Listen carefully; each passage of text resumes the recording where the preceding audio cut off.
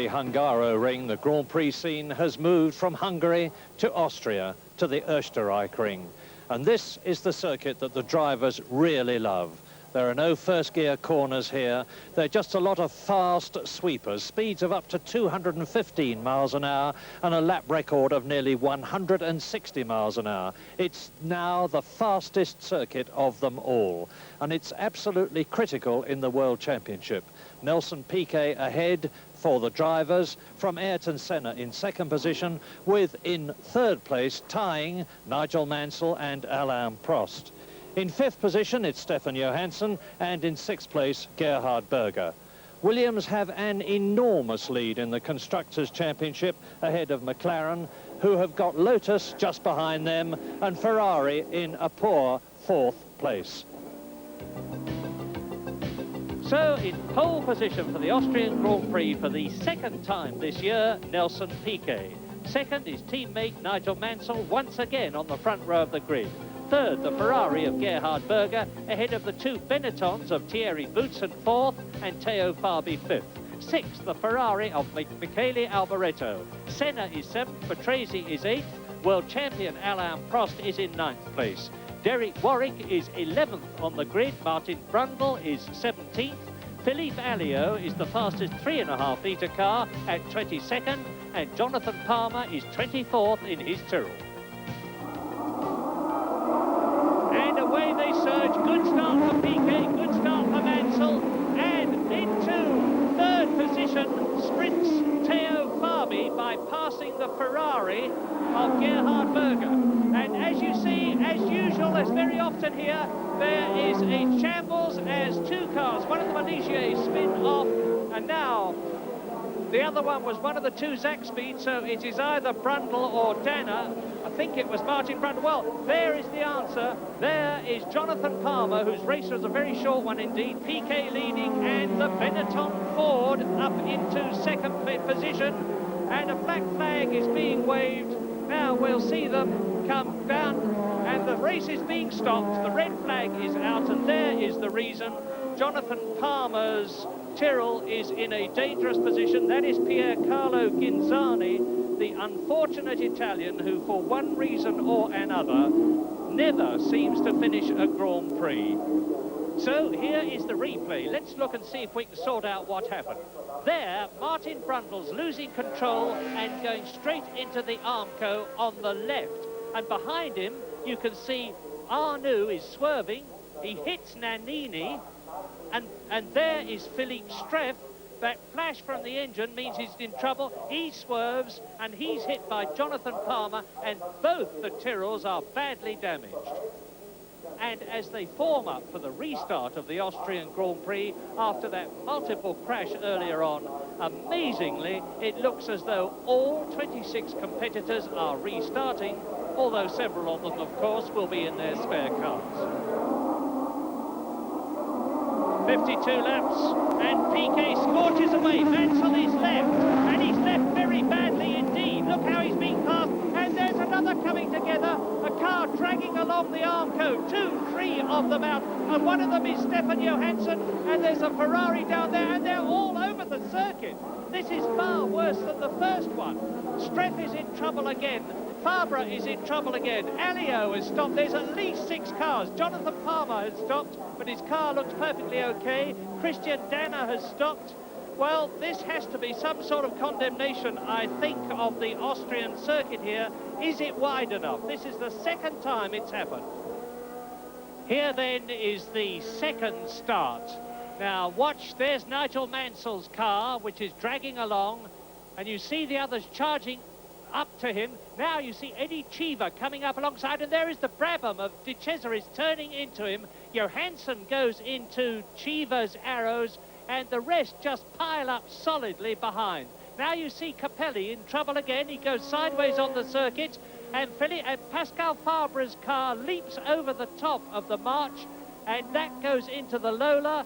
And this incredible picture shows in the foreground, in the blue helmet, Philippe Streff, and in the Charo car, which is the AGS, Pascal Fabre has leapt over the top of Philippe Alliot's Lola, and you can see Alliot getting out of the cockpit, and on the right in the turquoise-coloured car is Ivan Capelli.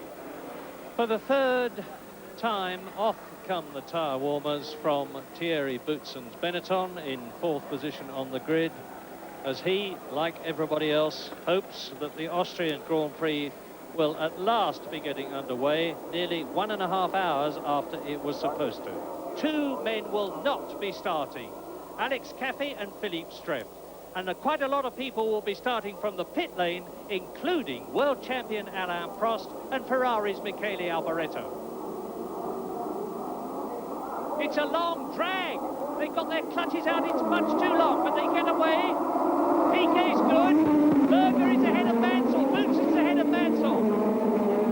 And Senna is left on the line. Senna came out in the spare car, and he had clutch problems, and he's left badly. But now we've actually got a start for the Austrian Grand Prix. Piquet, Boutsen, then the rest go streaming through, and Capelli well up. And all the people from the pit lane have got away well, as you see Nelson Piquet leading round the long right-hander up to the fastest part of the course. 215 miles an hour is the speed that they go down to the Bosch curve in, and there is the leader. It's Piquet, Boutsen, Berger, Mansell and Fabre coming up to take Mansell. And once again, Mansell appeared to have clutch trouble at the start, but I'm sure he was looking after it very carefully. He didn't lose too much time. He couldn't get the car away very quickly, but he held on to his place, didn't go down nearly as badly as he did at the last start. And now they're into the Texaco bends, coming up to the crest, which was where Stefan Johansson hit the deer at 170 miles an hour. Practices it, Piquet, Boutsen, Berger, Mansell, Fabre, and then Patrese, Warwick and Johansson. And they're coming up to the completion now of the first lap, and we'll spot where Alain Prost is in comparison with the people in front of him as Piquet comes through. And it's Piquet, Boutsen, Berger, Mansell, Fabre, then a gap. Patrese goes through, followed by Warwick. Then it's De Cesaris, then Johansson, then Nakajima. Now a long gap before Campos goes through, followed by Capelli, Arnoux, Ghinzani, Alliot, Jonathan Palmer, and Alain Prost is ahead of Senna. As Boutsen in the Benetton on lap 2 in this 52-lap race, who told me before this race began, a long time ago this was, that he was very confident about his chances. He's got the V6 turbo Ford engine, and he's in second place and challenging Piquet for the lead. But with Senna and Prost relegated to the back of the field with various troubles,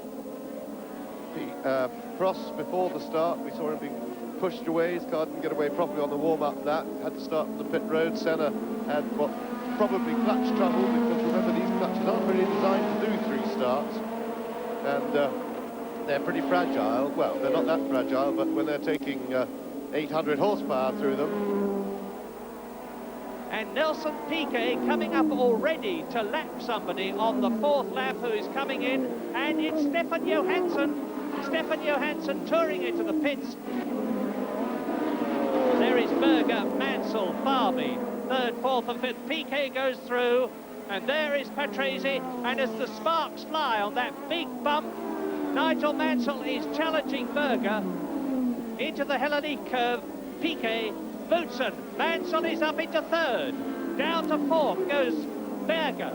In 5th position, it's Theo Fabre. Nigel Mansell is on his way. In the 2nd start, Nigel Mansell got away badly because he had a clutch problem. He has restarted in the same car, and Stefan Johansson looks as though he's out of the Austrian Grand Prix. There, look at that. That's the problem with Stefan Johansson. What a dreadful weekend.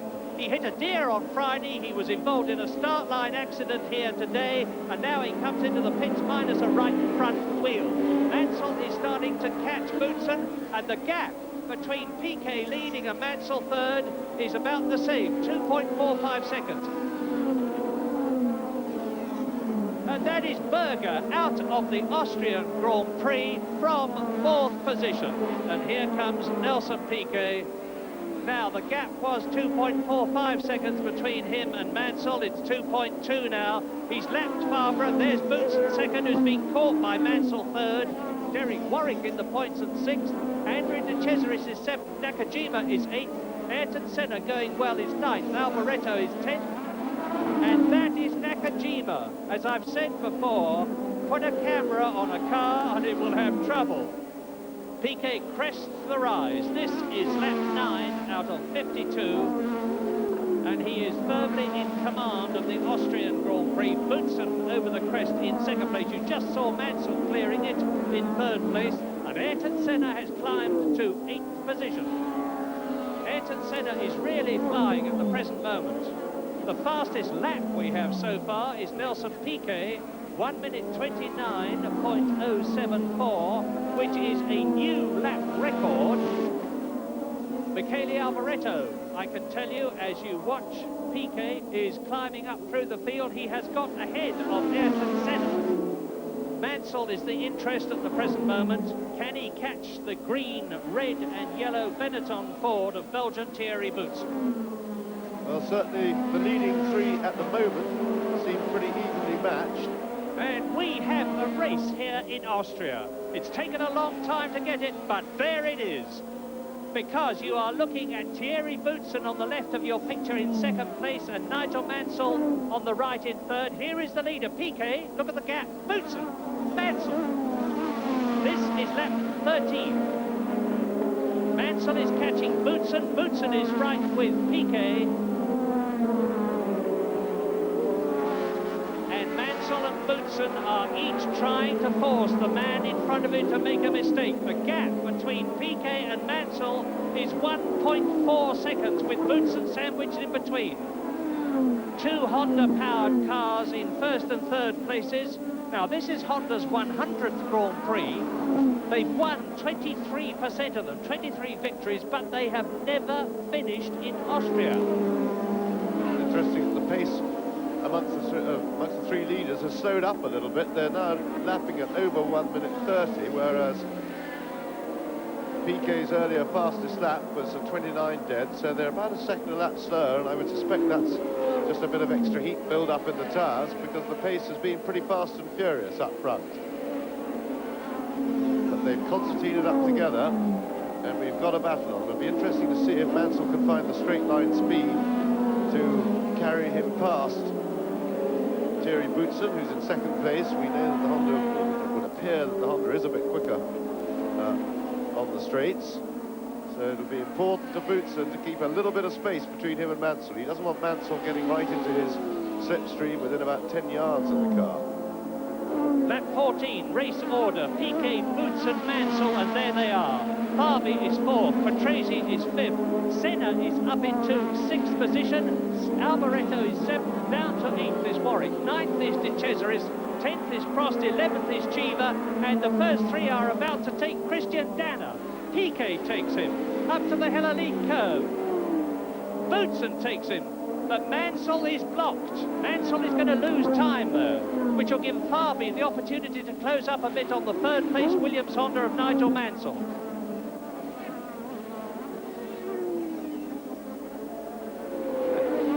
Piquet and Boutsen, and Mansell is still behind Danner. You can see the gap increasing. Now he's past him. And Ayrton Senna has moved up, as we spotted just about a lap ago, into 6th place, into a point-scoring position, but he's having a battle royal with Michele Alboreto.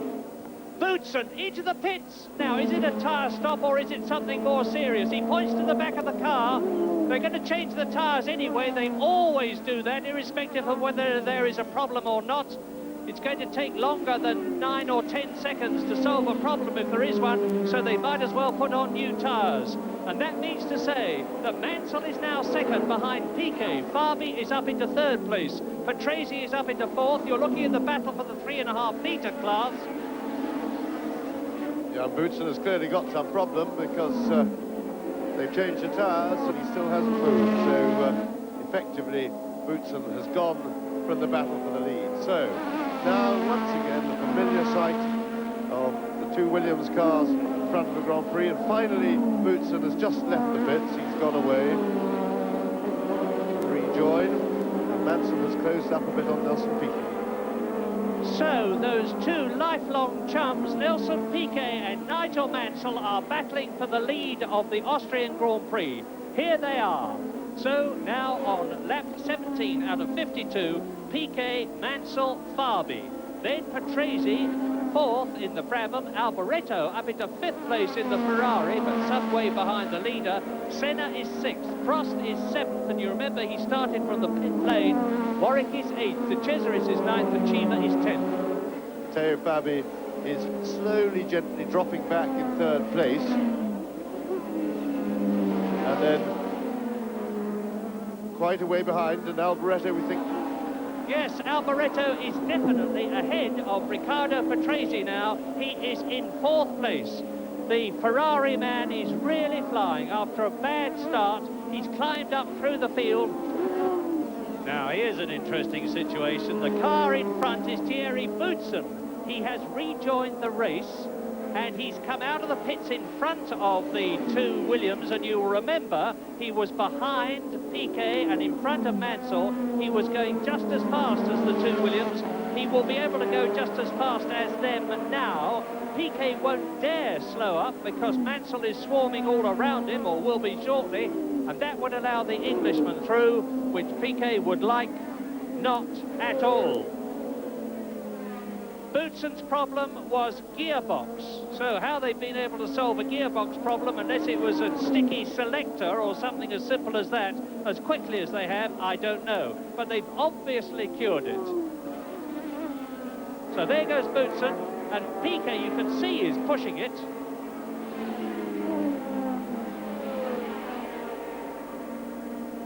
Boutsen now up with Nakajima. Now the lead could possibly change here, because Nakajima is holding up Boutsen, and the Williams are going to be with both of them soon.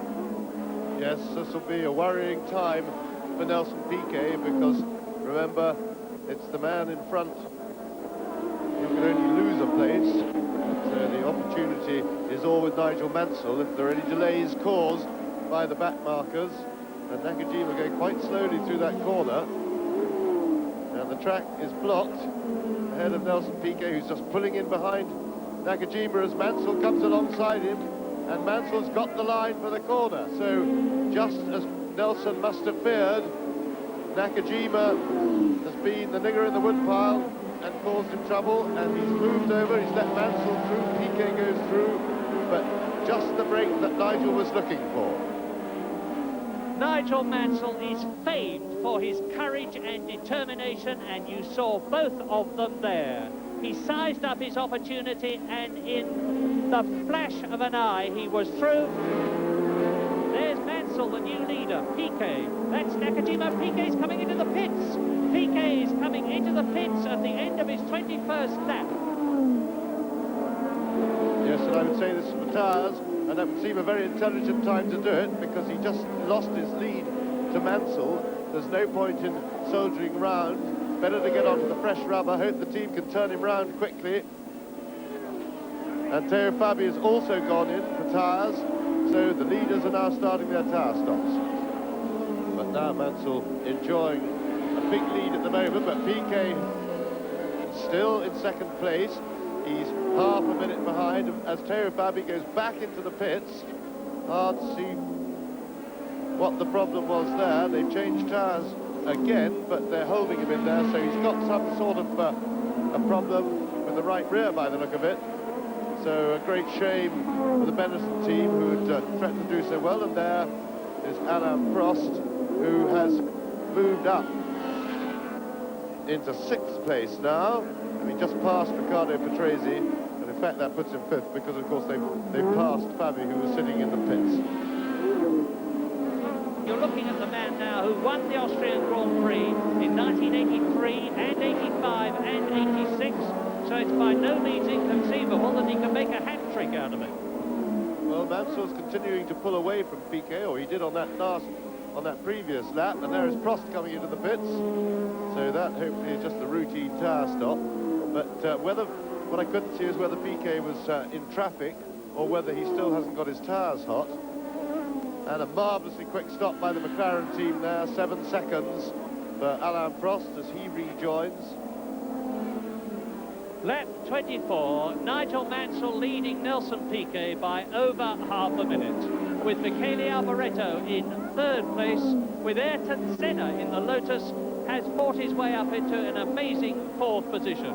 Riccardo Patrese is in fifth position, and Fabi is in sixth place, and there is Mansell, the race leader in the pits. Now, Mansell sprints out of the pits, and we're watching for Nelson Piquet, and I'll give you the gap as Mansell exits the pits now, and as Nelson Piquet goes past it. The Mansell is undoubtedly holding his lead, and there goes Nelson Piquet, and the gap now is down to 9.4 seconds as Mansell exited the pits and Piquet went past them. That's the leader, Mansell. Piquet about 10 seconds behind him. Both of them have changed tyres. Piquet, of course, will not be disappointed, and there is Alboreto in the pits making his routine tyre stop. But not as quick as Prost in the McLaren, but still not bad, under 10 seconds. So Senna has moved up into third, but remember he still has to make his stop. There is Senna into the pits for his tyre stop. He is still in third position until Michele Alboreto passes, which he has not yet done. And Patrese comes into the pits. Lap 28, race order. Nigel Mansell is leading Nelson Piquet, who has just broken the lap record by just under 8 seconds. Teo Fabi is about 40 seconds behind in third place. Michele Alboreto is fourth, just ahead of Alain Prost, who is just ahead of Senna. And behind, the battle for third place is beginning to look quite interesting, because Fabi leads that group. Alboreto is right behind him. Prost is only a couple of seconds behind Alboreto. Senna is 3 seconds behind them, and Boutsen is catching that group behind in 7th place. So Boutsen, despite losing all that time in the pits, is going very well indeed. And Mansell's going very well indeed, because here is Nelson Piquet, and the gap is now 9.7 seconds. So Mansell has cleared the traffic, which Piquet has still got to grapple with, and he has increased his lead as well. Past his lap, Nelson Piquet, 1 minute 28.4. Stefan Johansson into the pits. Let's see how his time goes.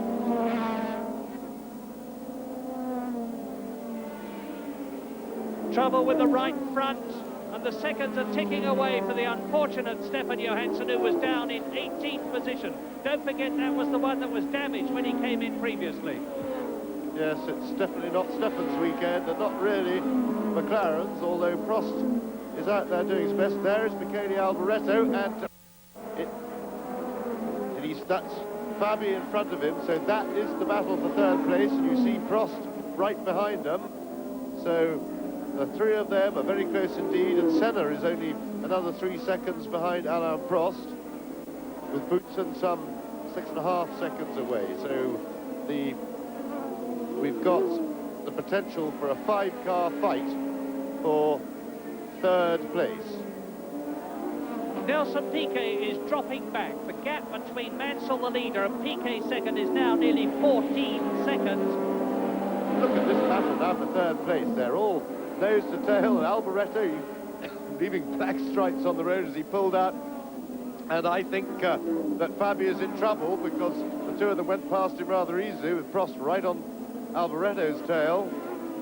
Well, Fabi certainly ran wide there, but now Michele Alboreto in the rejuvenated Ferrari is up into third position behind Mansell and Piquet, and Prost is now up into third place. The amazing Alain Prost, the man you can never discount, the man who won last year, the year before, and in 1983 in Austria, is now up into third position, having started from the pit lane. That is Michele Alboreto down to fourth position. Fabi is in fifth place, and Senna is catching Fabi, and he's sixth.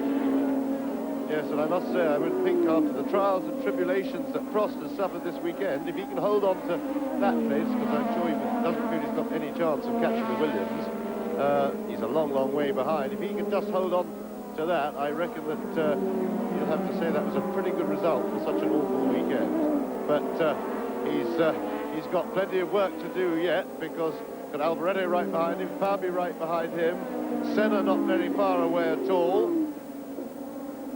and Boutsen not far behind the whole group. So he's got a lot of work to do yet. And there is Eddie Cheever, who is out of the race. I wonder if he trapped his hand from the way he's shaking them as he went off on the Bosch curve, which is just about the worst place you can possibly do it. But Eddie Cheever, in the arrows, exits the Austrian Grand Prix. And Nels Piquet has dropped well back on Nigel Mansell now. He's nearly 22 seconds behind him, and it looks to me as if he's driving for 6 points in second place. Race order, lap 33 now.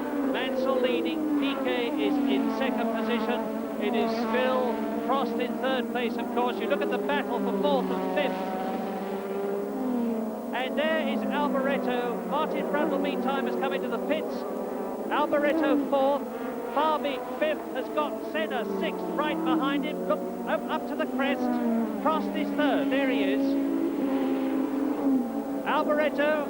Senna is through and ahead of Fabi, who has now lost 3 places, and as James says, it looks as though he's got some sort of a problem.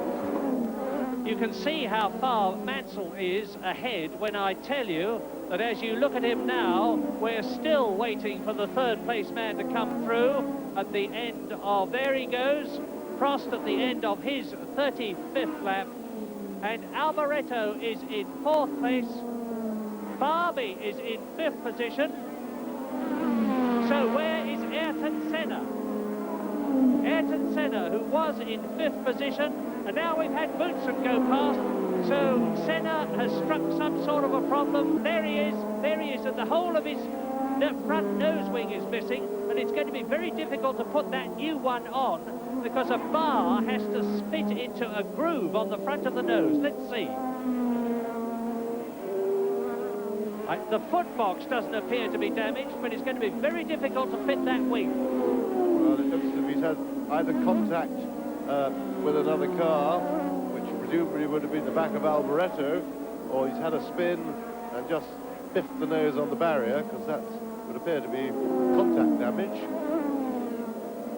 And Andrea de Cesaris is out of the race yet again. Andrea de Cesaris has started in 10 Grand Prix this year. He finished third in Belgium, and he's failed to finish in all the others, including this one. Now, lap 43 then. Mansell leading, Piquet second, Prost, there he is in third place. Alboreto is fourth, just ahead of Fabi, with Boutsen in 6th place. Mansell has lapped everybody up to Boutsen. This is Prost.